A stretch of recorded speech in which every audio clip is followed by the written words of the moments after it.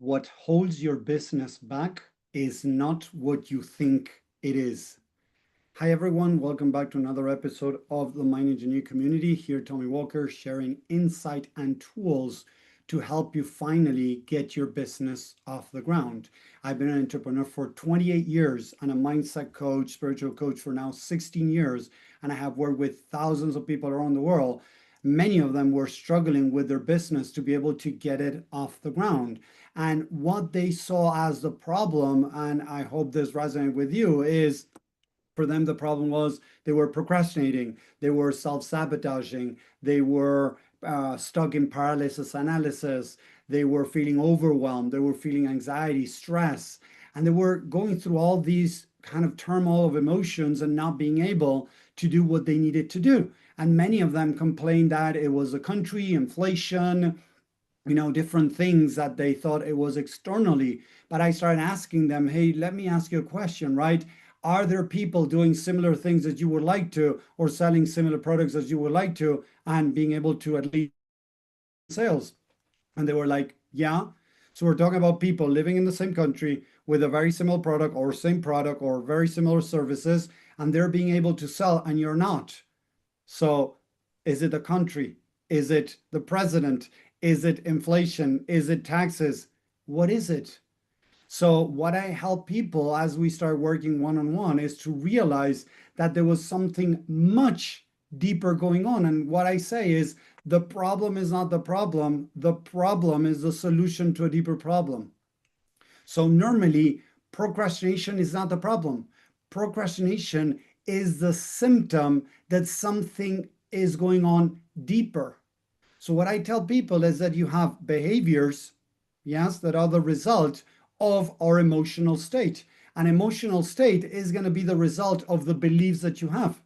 So, some time ago, I was working with a guy that he wasn't being able to get his business off the ground. He wasn't being able to go into social media, get people to get to know him. He was, in a way, scared of talking, right? When I asked him, he was like, yeah, no, Tommy, I don't think it's the right product. I don't think it's the right moment. It's the government, blah, blah, blah. And he would talk about all these things externally, right?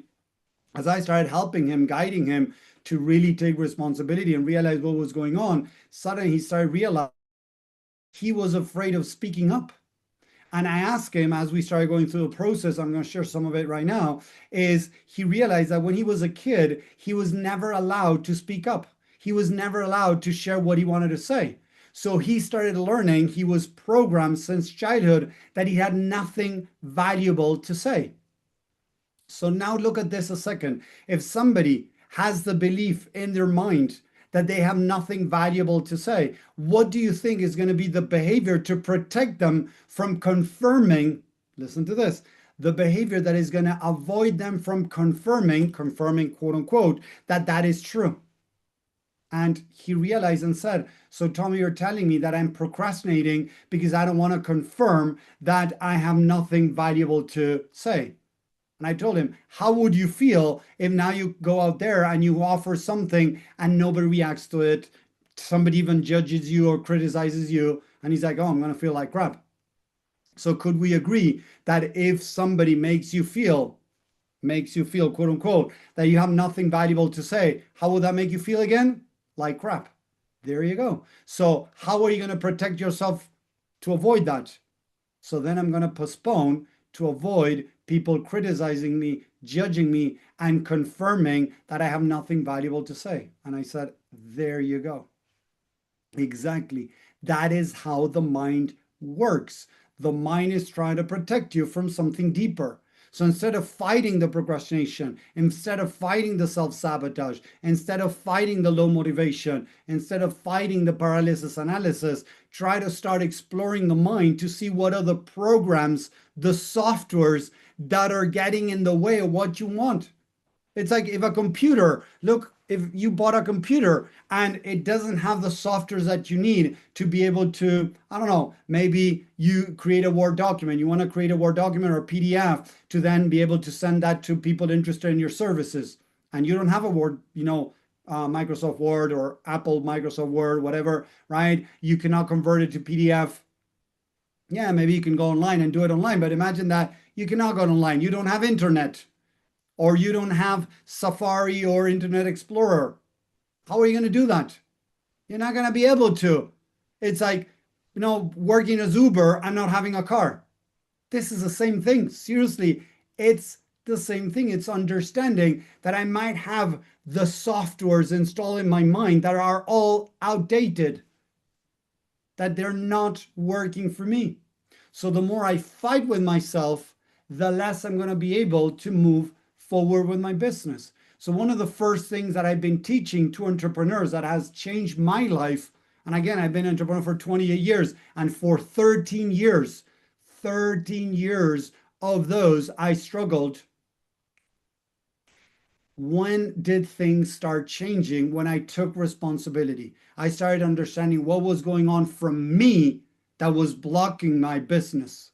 So the first thing that I started is, if you have to do videos, lives, and you're not doing it, or recording, lives and you're not doing it, or if you need to talk to people and you're not doing it, if you're not working, or if you're spending hours and hours and hours every day, months working on your website and not getting out there, okay, how would I feel if I need to do a video right now? How would I feel about making content right now? And some people say like, oh, that's okay. Okay. And what happens if you put that content out and nobody comments, nobody likes it, or even you get haters?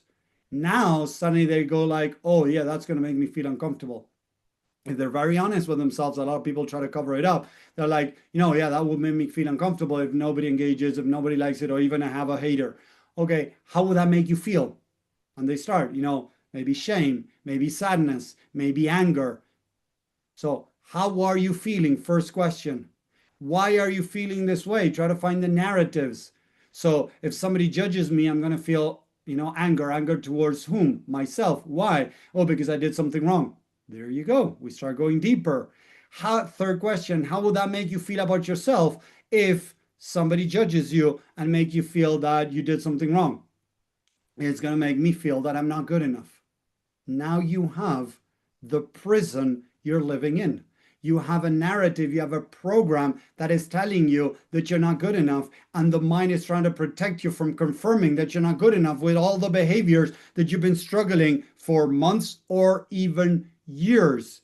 Some years ago, I spoke to a woman that she had an amazing project. I share this many times because it really blew my mind. It was a woman that had worked as a private detective, yes, and she had figured, collected a lot of tools and things to be able to provide them to women to help them do, research on a guy that we're going about to date, to be able to find if there were dirty stuff about this guy on social media, on someplace, right? In different databases that she had access. She had put together an amazing thing to be able to help women avoid going out with psychopaths or, sex offenders and things like that.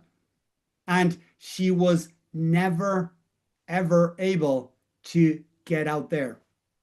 She had that project for 2 years, just hidden in somewhere, and she never got it out there.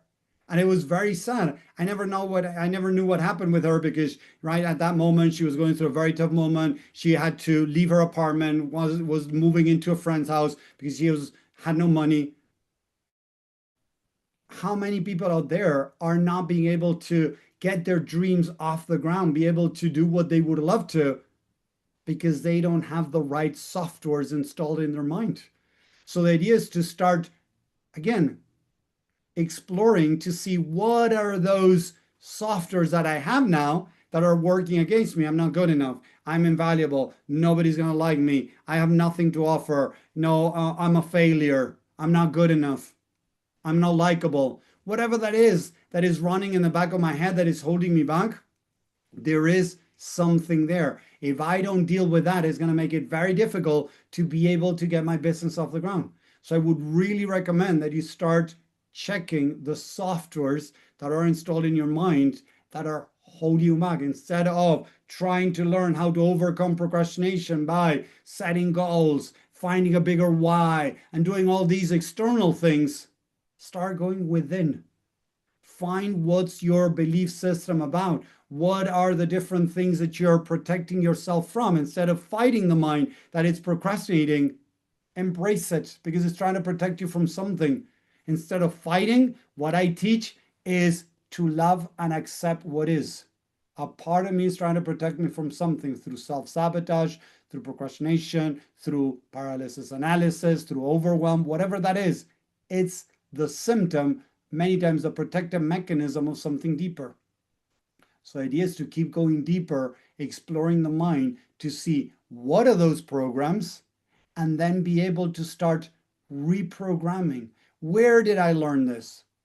So neuroscience has proven that many times the right lobe, that is mainly memories, emotions, right, is reliving a past memory from the past as if it were happening today. And there is a slight disconnect from the left lobe that is more the speech. And many people are going through different emotional states and they're not able to describe why they're feeling like that, what's going on. And it has to do with a disconnect between the right and the left lobe. Bessel van der Kolk, in his book, The Body Keeps the Score, talks a lot about this disconnect. And the idea is to apply techniques to orient the mind again, to realize that, okay, that is a part of me. What I teach is, okay, a part of me is scared of getting out there. A part of me thinks that it's not good enough. When we are able to separate, we become the observers. We connect more with consciousness. I believe that we're spiritual beings living a human experience, but the human side has identified so much in this experience that it finds it very difficult to observe its own self. So we got to be able to, a part of me, we connect with spirit, we become the observers, and we start understanding what is actually going on. Okay, what's actually going on? Part of me feels not good enough. Okay, where could I have learned that? What experiences could I have that made me think like this? And I have worked with tons of people. The other day, I was working with a guy that had a really bad experience growing up that made him disconnect from himself and from women. And he came, wanted to work with me because he was struggling with money and he was struggling with women. We started tackling. I asked him where he wants to go first, and he said women. So what happened is when he was a little kid, he experienced something that wasn't really traumatic, like big traumatic, but for that kid, it was. Seen from the outside, it could have been like, well, whatever, right? But for that kid, it was very traumatic, and he wasn't even aware of it. And that trauma, the mind said, I'm going to protect you from this happening again. So what happened is he disconnected from women to avoid him feeling the things that he felt as a kid again.